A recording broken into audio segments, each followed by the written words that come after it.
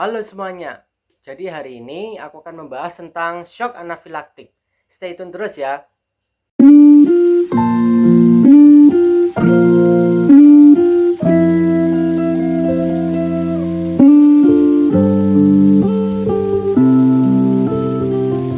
Nah, jadi gini teman-teman.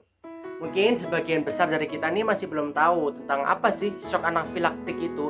Pada dasarnya, shock anafilaktik adalah suatu reaksi alergi.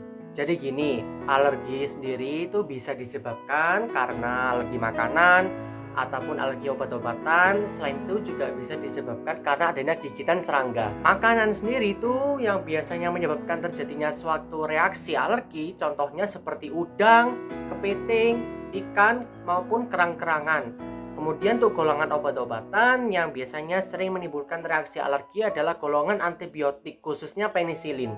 Contoh reaksi alergi yaitu gatal-gatal pada kulit, bisa juga timbul kemerahan pada kulit ataupun bengkak pada kulit. Akan tetapi, yang membedakan antara shock anafilaktik dengan reaksi alergi pada umumnya adalah pada shock anafilaktik, reaksi alergi yang ditimbulkan itu jauh lebih heboh, jauh lebih berbahaya yang dapat meningkatkan faktor risiko kematian dalam hitungan menit ataupun beberapa detik apabila tidak ditangani secara cepat dan tepat. Shock anafilaktik ini merupakan salah satu reaksi hipersensitivitas tipe 1. Proses perjalanan reaksi ini dimulai ketika tubuh terpapar oleh alergen.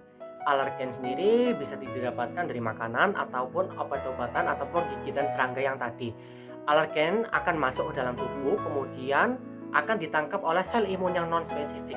Sel imun ini akan merangsang pembentukan antibodi, yaitu imunoglobulin E. Antibodi ini akan berikatan dengan reseptor imunoglobulin E, yaitu sel MAS. Apabila tubuh terpapar atau terpajan kembali dengan alergen yang sama, alergen ini akan mengikat imunoglobulin E dan akan memicu degranulasi dari sel MAS. Adanya degranulasi dari sel MAS ini akan meningkatkan pelepasan mediator-mediator inflamasi seperti histamin ataupun sitokin yang dapat menimbulkan berbagai dampak klinis pada organ-organ. Lalu, gejala dari shock anafilaktik pada kulit yang paling sering adalah urtikaria serta angioedema. Lalu, yang menjadi target pada shock anafilaktik adalah pembuluh darah kita. Pada pembuluh darah dapat terjadi vasodilatasi. Vasodilatasi adalah pelebaran pembuluh darah. Nah, karena pelebaran pembuluh darah dapat menurunkan tekanan darah. Penurunan tekanan darah atau hipotensi ini dapat menimbulkan efek samping. Efek sampingnya menyebabkan gangguan aliran darah ke otak ini menjadi turun ataupun berkurang. Karena terjadi gangguan volume aliran darah ke otak menyebabkan terjadinya penurunan kesadaran. Selain itu, shock anafilaktik juga disebabkan karena adanya obstruksi saluran pernafasan. Obstruksi saluran pernafasan atau sumbatan jalan nafas dapat berupa edema laring, yang artinya laringnya itu mengalami pembengkakan. Akibatnya karena laringnya membengkak menyebabkan seseorang tersebut mengalami sesak napas.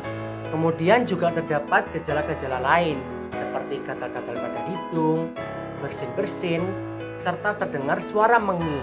Nah, terus bagaimana cara penanganannya? Penanganan dari shock anafilaktik yaitu dengan pemberian obat adrenalin, dilakukan secara injeksi.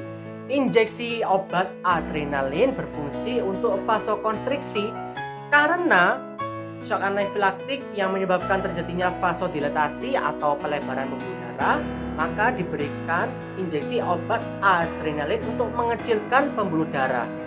Nah, injeksi obat adrenalin di sini bertujuan untuk menaikkan kembali tekanan darah agar tekanan darah kembali ke dalam keadaan normal. Nah, jadi kesimpulan yang bisa kita ambil dari video ini, apabila kita bertemu dengan seseorang yang mengalami shock ketika dia habis makan ataupun habis minum obat, tiba-tiba dia jatuh, pingsan ataupun nggak sadarkan diri, segera bawa ke rumah sakit terdekat ya untuk mendapatkan pertolongan pertama.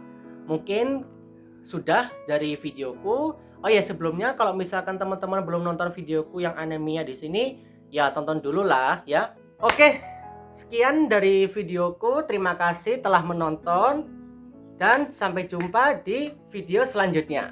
See you on the next video.